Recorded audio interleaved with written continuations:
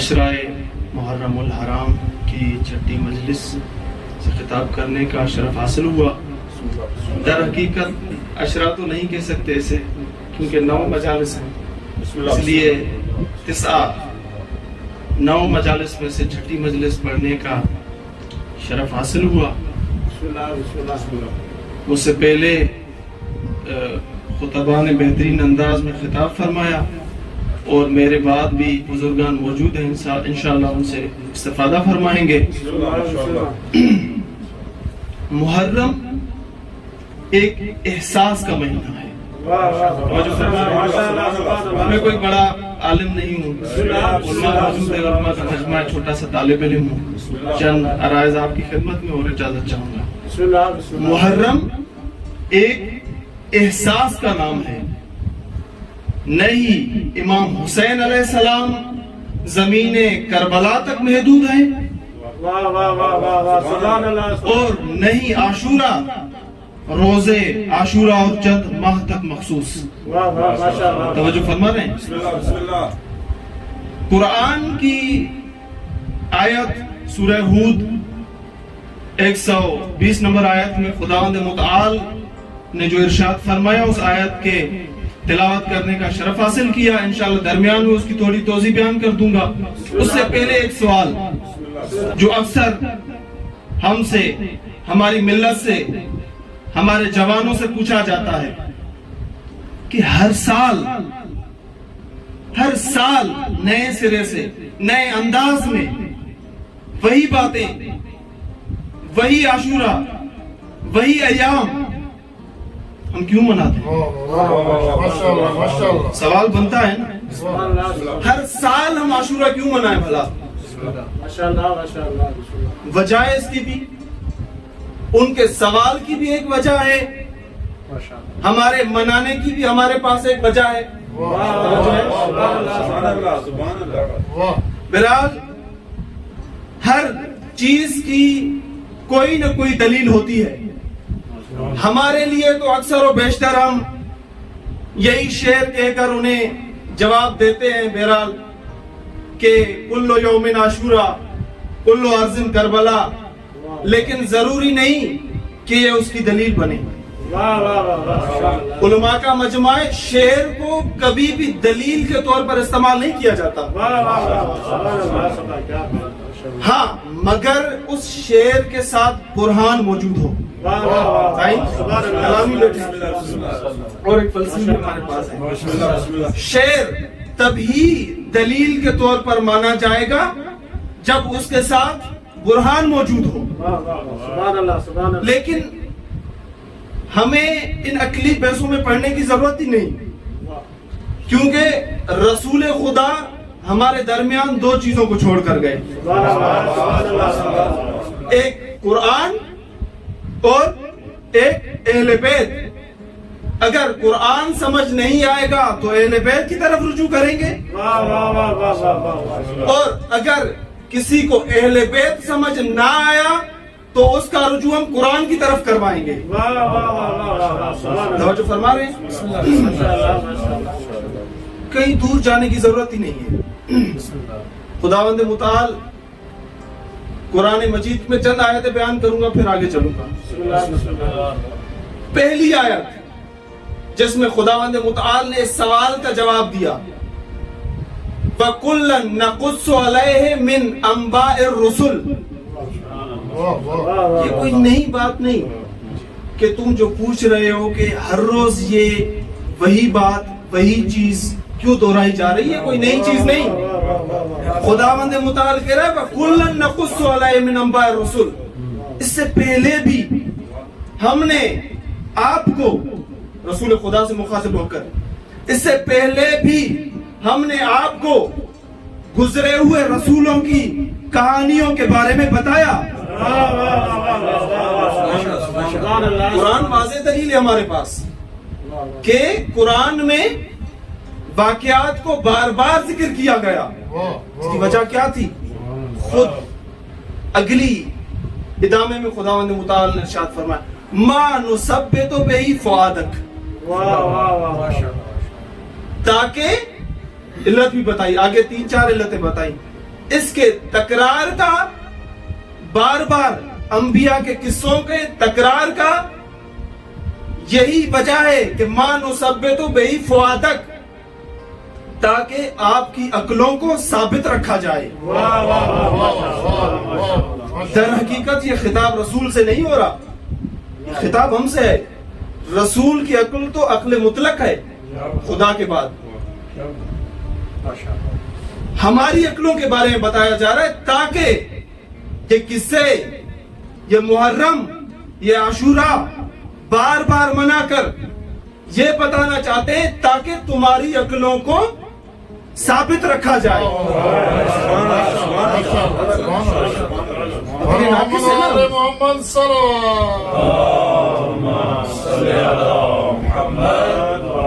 عقل ناقص ہے۔ ہر سال، ہر مجلس، ہر مہینے، ہر دن مجلس منانے کا مقصد یہی ہے تاکہ قرآن کی روح سے یہ 4 چیزوں کی یاد دہانی کرائی جا سکے۔ پہلی چیز عقل ثابت رہے، میں دوہرا رہا ہوں۔ دوسری چیز حق پر باقی رہو، تاکہ تیسری چیز تاکہ موعظہ اور نصیحت ہو تمہارے لیے، اور آخری چیز کیا؟ وذکریٰ للمومنین، مومنین کے لیے تذکر ہو۔ انبیاء مؤسس نہیں ہے، انبیاء متذکر ہیں۔ احکام کے حوالے سے اصول دین تو بہرحال باقی ہیں، لیکن انبیاء نے کوئی نئی چیز آگے ہمیں نہیں بتائی، بلکہ وہ چیز جو خداوند متعال نے ہماری فطرت میں رکھی ہوئی تھی، اس چیز کا کیا ہے؟ تعارف آگے کروایا ہے۔ اس چیز کا کیا کیا ہے؟ تذکر دیا ہے ہمیں۔ بس ذکریٰ للمومنین، ایک آیت۔ سبحان اللہ، سبحان اللہ۔ دوسری آیت قرآن کی سورہ حج آیت نمبر 32، توجہ فرما رہے ہیں؟ اللہ کی صحت و سلامتی کے لیے بآواز بلند صلوات۔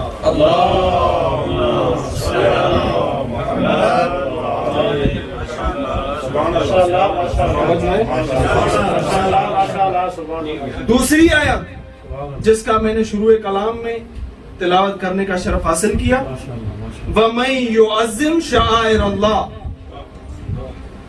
فَإِنَّهَا من تقوی القلوب۔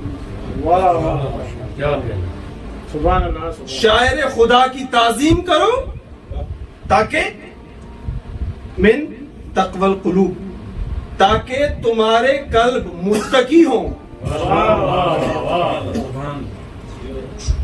تقوی ایک بدنی ہوتی ہے، جسمانی، مثلا عام تقوی کی جیسے ہم تعریف کرتے ہیں، ہر واجب کام کو انجام دیتا ہو اور ہر گناہ سے، ہر گناہ کو ترک کرتا ہو، ہر محرم سے، حرام چیز سے کیا ہے؟ اجتناب کرتا ہو۔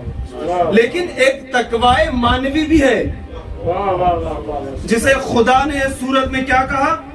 وَمِن تَقْوَى الْقُلُوبِ، شاعر خدا کی تعظیم کرو تاکہ تمہارے قلوب متقی بن سکے۔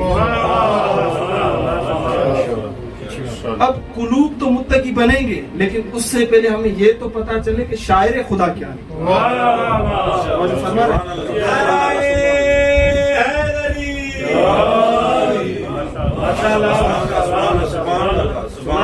شاعر خدا کی ویسے تو روایات میں بہت سی مثالیں آپ کو مل جائیں گی، لیکن خود یہ لفظ شاعر قرآن میں 4 مرتبہ ذکر ہوا۔ 4 جگہوں پہ خدا نے کسی شے کو شاعر خدا قرار دیا۔ سبحان اللہ، سبحان اللہ۔ اچھا، شاعر کی معنی کیا ہے؟ مفرد تو شعیرہ کی مفرد ہے، آپ علماء موجود ہیں، جمع شعیرہ ہے شاعر، یعنی خدا کی عبادت کی نشانی۔ ہر وہ چیز، شاعر یعنی ہر وہ چیز جو خدا کی عبادت کے لیے نشانی قرار پائے، شاعر خدا ہے۔ سوال آپ کے اذہان میں موجود رہے، وہ جو پہلے سوال کیا تھا میں نے، پہلی آیت میں نے عرض فرمائی، اس کے بعد دوسری آیت جس میں لفظ شاعر، سبحان اللہ سبحان اللہ 4 جگہوں پہ خداوند متعال نے لفظ شاعر استعمال کیا. اچھا، اب خدا نے کہا کہ وَمَن يُعَظِّمْ شَعَائِرَ اللَّهِ فَإِنَّهَا تَقْوَى الْقُلُوبِ، شاعر خدا کی تعظیم کرو تاکہ تمہارے قلوب متقی ہو سکیں. اب ہم کیا مانتے ہیں امام حسین علیہ السلام کو؟ شاعر مانتے نہیں مانتے وہ آخر میں نتیجہ پائے گا. بسم اللہ بسم اللہ. لیکن اس سے پہلے والی آیتوں میں جو خداوند متعال نے دوسری چیزوں کو شاعر قرار دیا ان کی طرف چلیں. پھر سورہ حج کی کچھ آیتوں کے بعد خداوند متعال نے شاید کوئی دوسری صورت ہو، اب میں اشتباہ کرنا کروں، لیکن خود آیت میں دوسری جگہ پہ جہاں پہ خدا نے لفظ شاعر استعمال کیا کیا تھی؟ ان الصفا والمروہ من شعائر اللہ. خداوند متعال کہہ رہا ہے بے شک صفا اور مروہ میری نشانیوں میں سے ہیں، میری شاعر میں سے ہیں. فمن حج البیت اویت امرا، آگے پھر ادامے میں آیت. لیکن کس کو شاعر کہا خدا نے؟ صفا اور مروہ. کس وجہ سے؟ اس کا تاریخی پس منظر بھی آپ کو پتا ہے. جب حضرت اسماعیل علیہ السلام کے لیے پانی کی ضرورت پڑی تو ان کی والدہ نے پانی کے لیے جو گئی، جو 2 پہاڑوں کے درمیان میں انہوں نے سفر کیا، اسے خداوند متعال نے کیا کہا؟ صفا اور مروہ. اچھا، حضرت اسماعیل نہیں گئے، کیا وہ جو فرمائی نہیں فرمائی؟ شاعر خدا، خدا نے کسے قرار دیا؟ صفا اور مروہ کو. نبی خدا حضرت اسماعیل ہیں، نہ کہ ان کی والدہ. حضرت اسماعیل نہیں گئے، حضرت اسماعیل کی والدہ گئیں. نبی کی والدہ نے جو نبی کے لیے سفر کیا، جس جگہ سفر کیا، اسے خداوند متعال نے شاعر اللہ اپنی نشانی قرار دی. اور وہ اسماعیل جو حسین کا بھی خادم ہے، کیا وہ حسین شاعر خدا نہیں ہو سکتا؟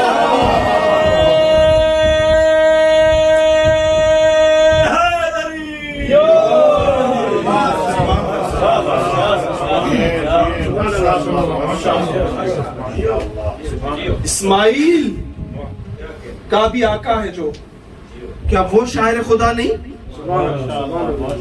ان الصفا والمروہ شاعر اللہ من شاعر اللہ، خدا کی نشانیوں میں سے ہے. دوسری آیت. اچھا، اس کے بعد پھر تیسری جگہ، چوتھی جگہ ذکر نہیں کروں گا، 4 جگہوں پہ لفظ شاعر ذکر ہوا. 2 آیتیں میں نے آپ کی خدمت میں عرض کر دی. تیسری آیت خداوند متعال کیا کہتا ہے؟ وَالْبُدْنَ جَعَلْنَاهَا لَكُمْ مِنْ شَعَائِرِ اللَّهِ. سبحان اللہ سبحان اللہ سبحان اللہ. حافظ صاحب، وَالْبُدْنَ جَعَلْنَاهَا مِنْ شَعَائِرِ اللَّهِ. بدن کسے کہتے ہیں؟ اونٹ کو. وہ اونٹ جو راہ خدا میں ذبح کیا جائے. توجہ فرما رہے ہیں؟ عجیب ذہنیت ہے مسلمان کی. خدا کی راہ میں ذبح ہونے والا اونٹ تو شاعر خدا ہے.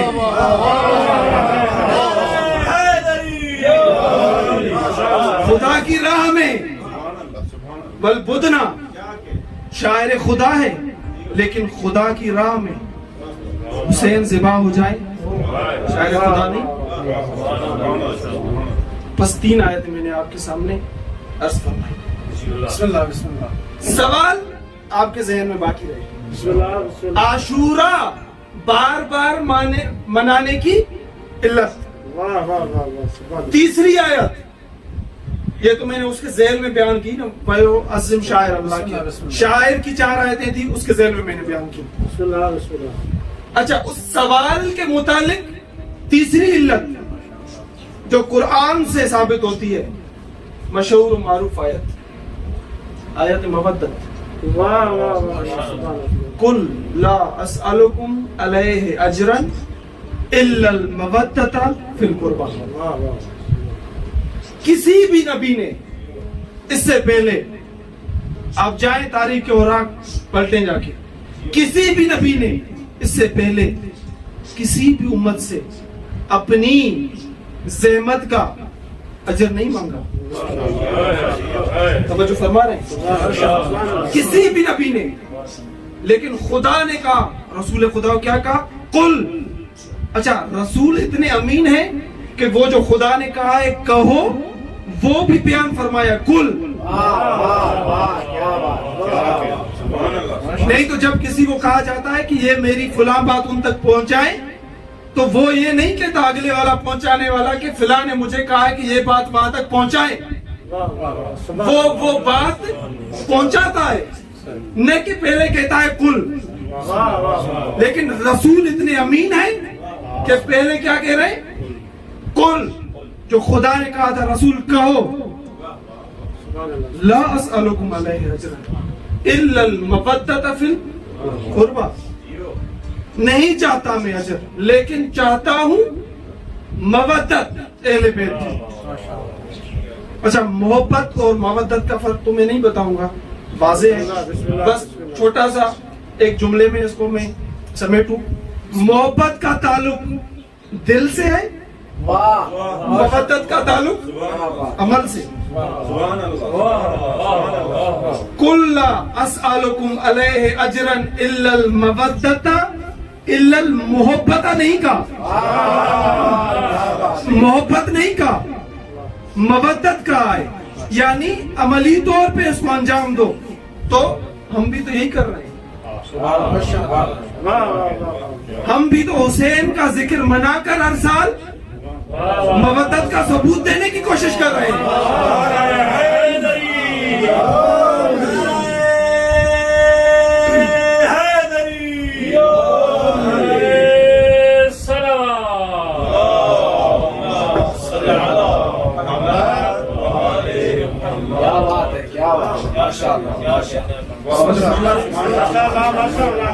چوتھی آیت، سبحان اللہ۔ خداوند متعال ارشاد فرماتے ہیں، لا یحب الجار بالسوء من القول، کسی کے عیب کو برملا نہ کرو۔ خدا نے قرآن میں کہا ہے، اور آپ کیا کر رہے ہیں، ہم کیا کر رہے ہیں؟ ہر دن، ہر روز، ہر جگہ، ہر لمحہ کسی نہ کسی کے عیب کو تو برملا کر رہے ہیں۔ یزید کے عیب کو یا کسی اور کے عیب کو برملا اس منبر سے کیا کیا جا رہا ہے؟ فضائل حسینی، مصائب حسینی اور یزید کا کردار، یہی تو بتایا جا رہا ہے نا۔ خدا کیا کہہ رہا ہے؟ لا یحب اللہ الجار بالسوء من القول، کسی کے عیب کو برملا نہ کرو، مگر آگے کا الا من ظلم، مگر تم مظلوم واقع ہو، مگر جب تم پہ ظلم ہو تب برملا تم کر سکتے ہو۔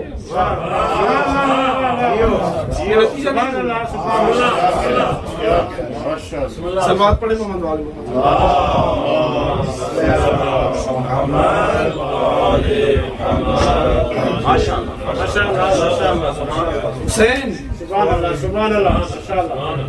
حسین کی عزاداری کے لیے 1 سال نہیں بلکہ ہر لمحہ بھی اگر وقف کر دیا جائے تو کم ہے۔ تم سوال کر رہے ہو کہ ہر سال کیوں مناتے ہو؟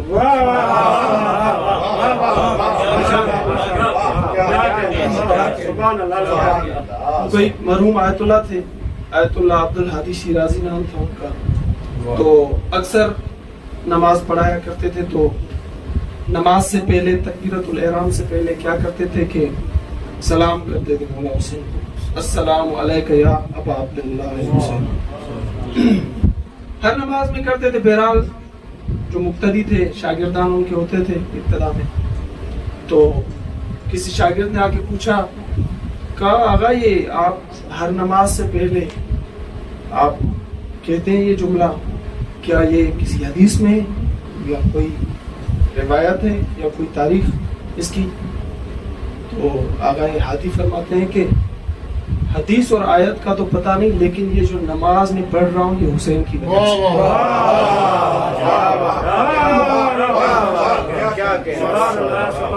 हदीस का तो मुझे पता नहीं, लेकिन ये जो नमाज में पढ़ रहा हूँ और पढ़ा रहा हूँ ये हुसैन की वजह से।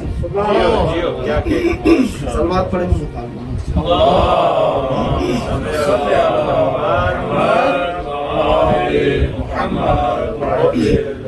आगा साहब की सेहत और सलामती के लिए बाबा से बुलंद सलवात।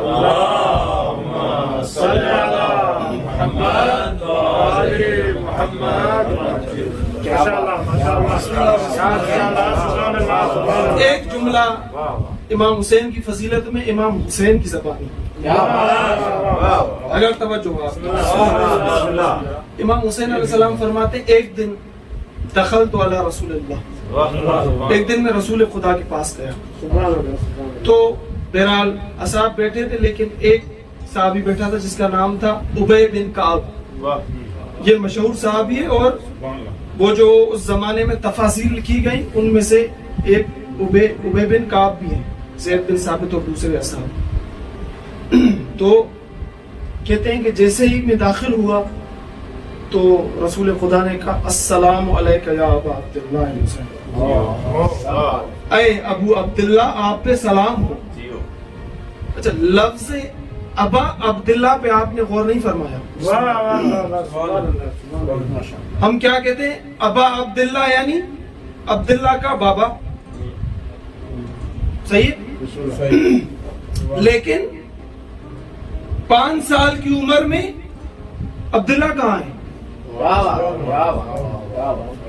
इमाम हुसैन अलैहिस्सलाम पे जब सलाम पढ़ा जा रहा है रसूल खुदा की तरफ से, अस्सलामु अलैका या अबा अब्दुल्ला, तो अब्दुल्ला कहाँ है जिसके अबा अब्दुल्ला पे सलाम हो? आप सलाम पढ़ते हैं ना, अस्सलामु अलैका या अबा सालेह, किसको सलाम करते हैं? इमाम ज़माना को।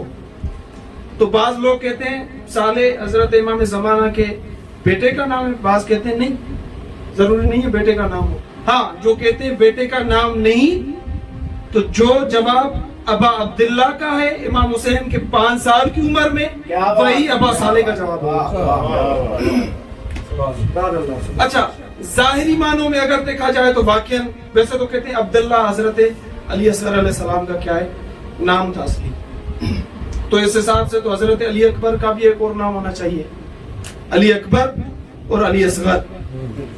लेकिन अगर मानवी इसकी माना की जाए, अबा अब्दुल्ला की मानवी भी माना बनती है और वही माना बेहतर बनती है,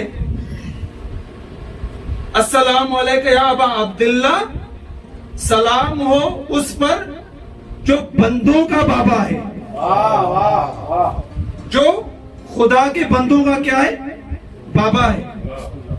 सलाम हो उस पर अबा साले, जो सालेहीन का क्या है?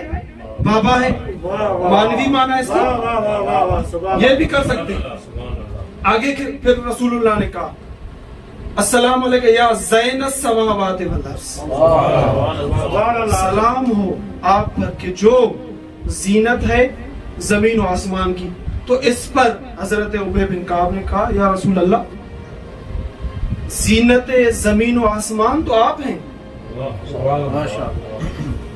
5 साल का बच्चा और आपके मौजूद होने के बावजूद जीनत आसमान और जमीन तो आप हैं। रसूल खुदा इरशाद फरमाते हैं क्या कि तुम्हें पता नहीं, मकतूबुन अला अर्श के अर्श पर लिखा हुआ है।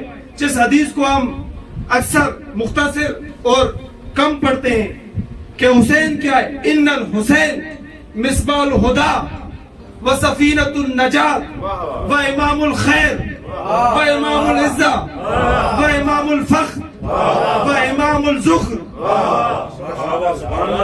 عرش پہ رکھا ہوا ہے کہ حسین کیا ہے؟ سبحان اللہ سبحان اللہ. مصباح الہدا، سفینہ نجات. امام حسین کی فضیلت. صلوات پڑھیں مولانا بھائی محمد کی ذات. اللهم صل على محمد وآل محمد